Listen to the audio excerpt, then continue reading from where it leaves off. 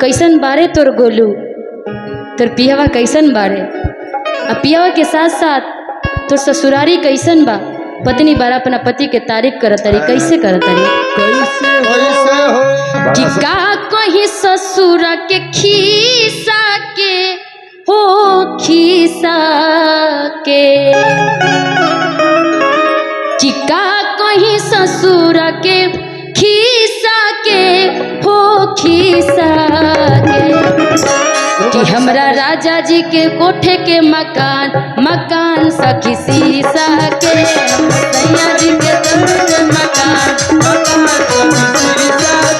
हमरा सैया जी के कोठे के मकान सखी सीसा के हमरा सैया जी के कोठे के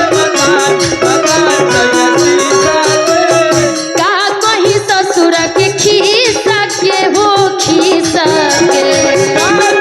नया घर बना गोलू जी का नया घर बन रहा है इसीलिए मैं बोल रही हूँ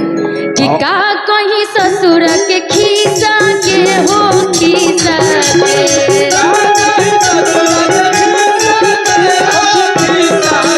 हमरा गोलू जी के दू गो मकान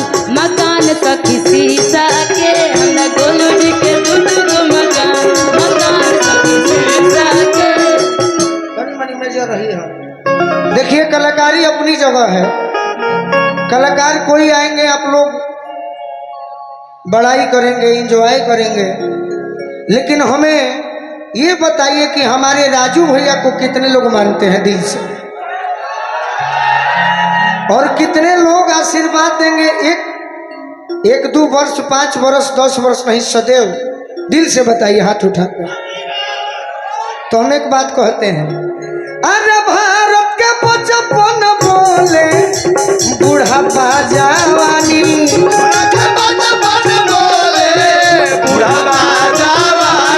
मोदी मोदी घर घर बोली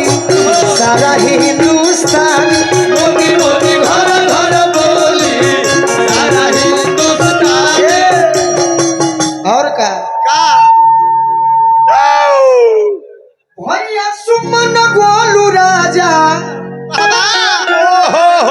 भैया सुमन और निशा कोहस का बाखानी हम की चुनाव 26 में बनू 25 में 25 लास्ट अक्टूबर अरे के अब बाद की 25 में लोहरी, अरे अब की बार साहेबगंज में लोहरी का लोहरी कमल निशा कमल निशानी अब की 25 में लोहरी कमल निशानी हमरा राजा जी के दू गो मकान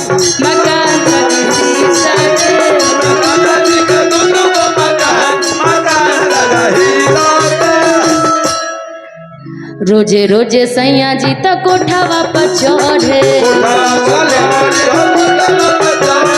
रोजे रोजे सैया जी तक कोठावा पे चढ़े।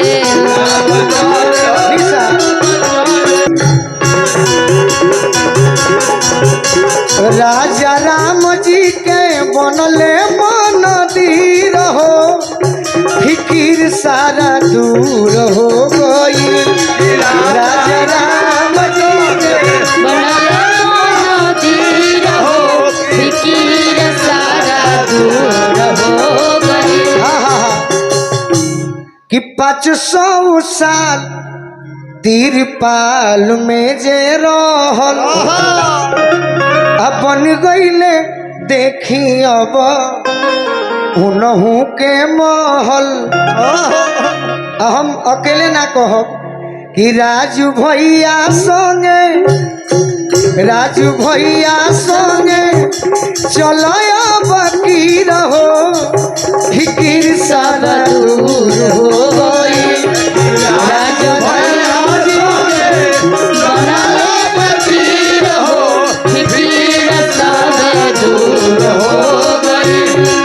बाकी निशा कहतरी कि हम खुश बानी, हमरा राजा जी के दू गो मकान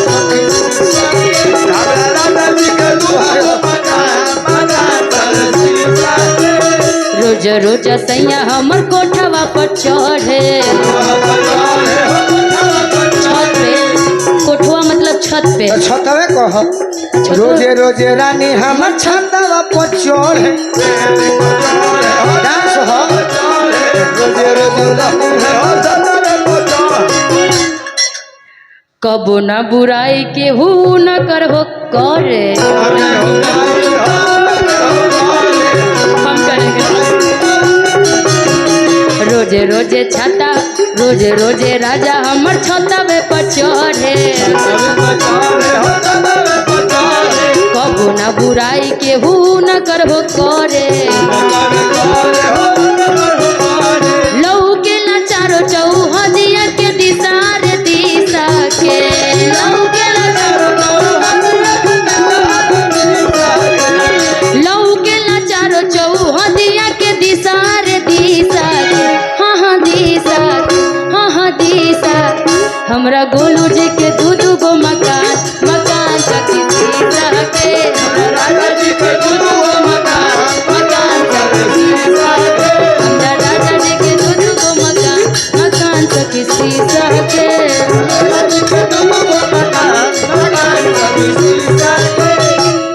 आहो गरमी के दिनवा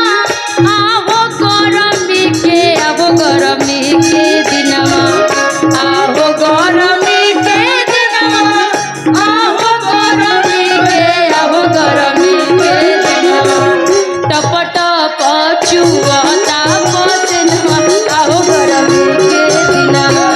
टप टप चुवता पसनवा आहो गरमी के दिनवा। हमनी के ऐसन भाई बनी जा